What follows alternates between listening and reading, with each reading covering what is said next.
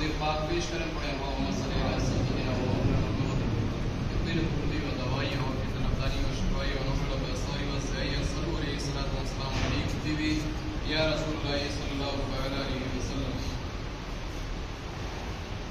رمضان شریف کے اندر جو روزہ رکھتا ہے اس کا کیا مقام ہوتا ہے، اس کا کیا درجہ ہوتا ہے، اس کی روایت بازار کے اندر بھی روایت ملتی ہے، ابن خزیمہ کے اندر بھی روایت ملتی ہے، اس کے علاوہ صحیح ابن حبان کے اندر بھی روایت ملتی ہے، اس کے علاوہ الترغیب والترہیب کے اندر بھی روایت ملتی ہے،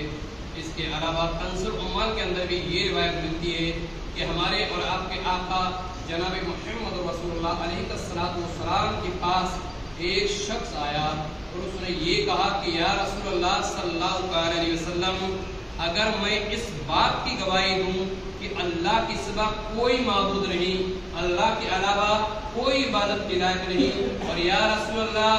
آپ اللہ کے بندے اور اس کے رسول ہیں، اور یا رسول اللہ اگر میں نماز پڑھوں، اور یا رسول اللہ اگر میں زکوٰۃ دوں، اور یا رسول اللہ علیہ السلام جو بھی اسلام کے فرمان ہیں ان پہ میں عمل کروں، اور یا رسول اللہ رمضان کے مہینے میں روزے بھی رکھوں اور رات میں قیام بھی کروں، یعنی رات میں تراویح بھی پڑھوں، تو یا رسول اللہ علیہ السلام پھر میرا شمار کن لوگوں میں ہوگا، میرا درجہ کن لوگوں میں ہوگا؟ تو ہمارے آپ کے آقا جناب محمد رسول اللہ علیہ السلام نے ارشاد فرمایا، اے شخص اگر تو نے ان تمام باتوں پہ عمل کر لیا تو تیرا درجہ شہداء اور صالحین کے ساتھ۔ شہداء یعنی جو اللہ کی راہ میں شہید ہوتے ہیں، جو اللہ کے راستے میں اپنی گردنیں کٹاتے ہیں، جو رب کی بارگاہ میں اپنے بازوؤں کو کٹاتے ہیں، جو اللہ کی راہ کے لیے اپنا خون بہاتے ہیں، انہیں کہتے ہیں شہداء۔ اور صالحین یعنی جو ہمیشہ سچ بولتے ہیں، جن کی رات اپنے رب کے لیے ہوتی ہے، جن کا دن رب کی رضا کے لیے ہوتا ہے، تو رات اللہ کی بندگی اور اس کی خوشنودی حاصل کرنے کے لیے ہوتی ہے، انہیں بولتے ہیں صدیقین۔ تو شہداء اور صالحین کے ساتھ ان کا شمار ہوگا جو فرامین مصطفیٰ علیہ السلام کے اوپر جب عمل کرتے ہیں، یعنی جو بھی مذہب اسلام نے جو اصول بتائے ہیں، جو قاعدے بتائے ہیں، جو احکامات بتائے ہیں، اگر ہم ان پر عمل کر لیتے ہیں تب یہ شہداء اور صالحین کے ساتھ ہمارا مقام ہوگا۔ اور بازار کے اندر ابن خزیمہ کے اندر، صحیح ابن حبان کے اندر، اس کے علاوہ الترغیب والترہیب کے اندر، اس کے علاوہ کنز العمال کے اندر یہ روایت موجود ہے۔ اس کے علاوہ رمضان میں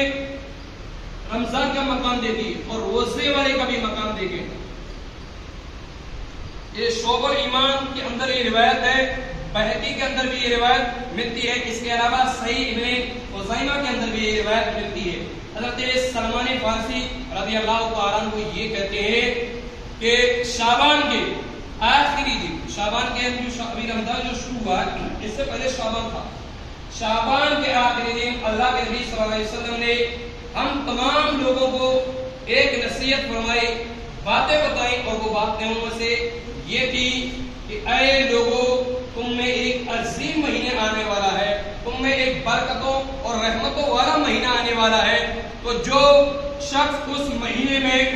اپنے رب کی عبادت کرے، جو انسان اپنے رب کی ریاضت کرے اور اس مہینے کی قدر کرے، تو یہ سمجھ لیجئے کہ ایک مہینے کے اندر ایک ایسی رات آنے والی ہے، ایک ایسی رات آنے والی ہے جو 1000 مہینوں سے بہتر ہوگی، اور وہ کوئی رات اور نہیں بلکہ وہ شب قدر کی رات ہوگی۔ عزیزان گرامی وقار، اس کے بعد آقا کریم صلی اللہ علیہ وسلم نے فرمایا کہ یہ رات جو ہے، یہ مہینہ جو ہے، یہ صبر کا مہینہ ہے، یہ مہینہ صبر کا مہینہ ہے۔ اس کے علاوہ مصطفیٰ کریم فرماتے ہیں اس مہینے میں مومن کا رزق بڑھا دیا جاتا ہے۔ اس کے علاوہ آقا فرماتے ہیں کہ جو شخص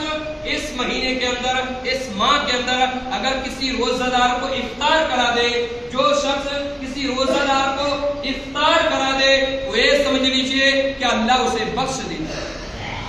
جو شخص روزہ دار کو افطار کرا دے تو اللہ اس کی گردن جہنم سے آزاد فرما دیتا ہے، یعنی اللہ اسے جہنم سے ہمیشہ ہمیشہ کے لیے جہنم سے آزادی کا پروانہ دے دیتا ہے۔ اس کے علاوہ حضرت سلمان فارسی نے عرض کیا، یا رسول اللہ علیہ السلام، اگر ہم میں سے کوئی ایسا بھی ہے کہ جو روزہ دار کو افطار نہ کرا سکے اپنی غریبی کی وجہ سے، اپنی مفلسی کی وجہ سے، اگر وہ روزہ دار کو افطار نہ کرا سکے تو میرے نبی ارشاد فرماتے ہیں اگر اتنا نہ کر سکے تو کم سے کم روزہ دار کو ایک گھونٹ دودھ ہی پلا دینا، ایک گھونٹ دودھ ہی پلا دینا، جب بھی تجھے یہ مقام حاصل ہو جائے گا۔ بولے یا رسول اللہ اگر غریبی کی وجہ سے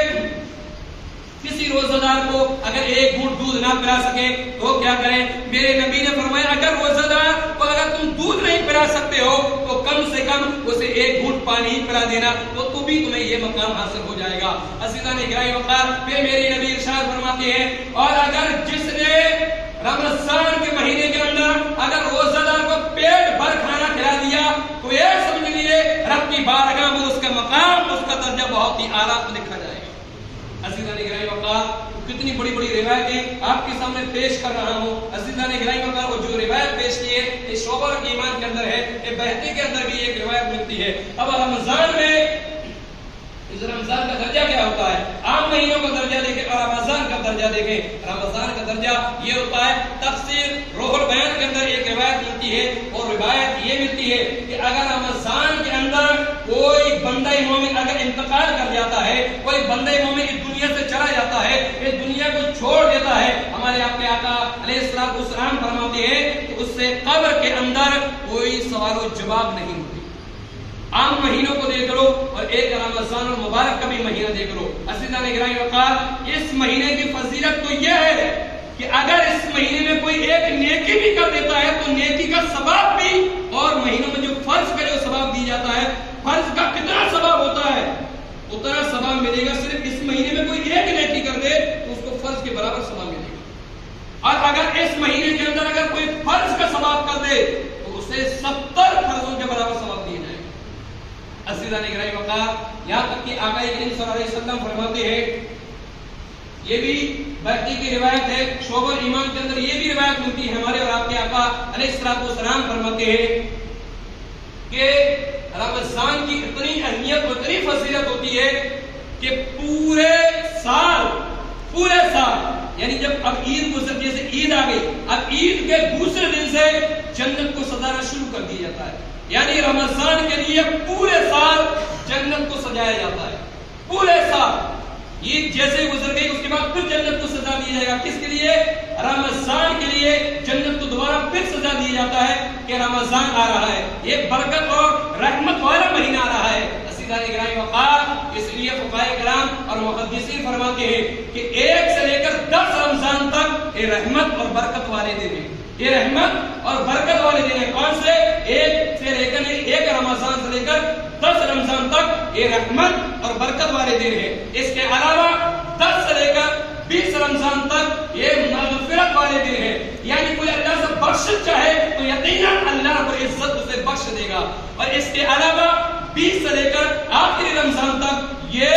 جہنم سے آزادی کے دن ہے، یعنی اگر کوئی بندہ مومن اللہ کی بارگاہ میں صدق اور سچے دل سے اگر اللہ تعالیٰ سے جہنم سے آزادی کا پروانہ مانگے تو انشاءاللہ اللہ رب العزت اسے جہنم سے آزادی کا پروانہ عطا فرما دے گا۔ لیکن سچائی اور صدق اس میں ہے، شرط یہ ہے کہ سچے دل سے اس مہینے میں بندے مومن اپنے رب کی، اپنے اللہ کی عبادت کرے، اس کی ریاضت کرے اور اس کی بندگی سچے دل سے، خلوص دل سے، سچائی اور قلب سے لگ جائے، یقیناً انشاءاللہ اس کا اجر اس کی زندگی کے اندر ہی رب تعالیٰ اسے عطا فرما دے گا۔ بارگاہ رب میں دعا کروں کہ مولا ہم تمام کو رمضان المبارک کا ادب و احترام کرنے کی توفیق